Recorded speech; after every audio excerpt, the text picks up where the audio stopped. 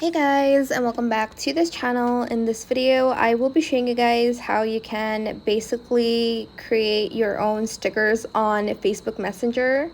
So make sure you've downloaded Facebook Messenger first. And to create your own AI stickers, you are going to basically open up a message, any Facebook message there is, or the one you want to use to send the AI stickers to. Then you are going to select the typing place. I don't know what it's called. Select the smiley face as well, and then select the third one. So there's 1, 2, 3. I've already created one sticker, as you can see. So to create the sticker, you're going to select the there's a sticker with a pencil shape on it. You're going to select it, and it's going to open up your pictures. So you're going to then select a picture to make as a sticker. I'm just going to choose this one. Yes. And you can tap to select or unselect here. Okay, the lines aren't really good on that one. Not on this one either. What about this one? Let's do this. Select next. And you can add an outline to it, or you can make it a full thing.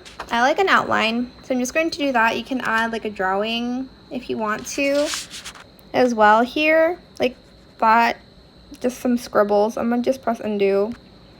Or maybe we want to add a bow on SpongeBob. Okay, I can't really draw with just my fingers.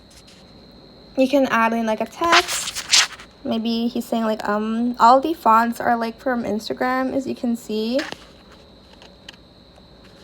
And then you can even add other stickers here if you'd like to. And your own emoji. Let's do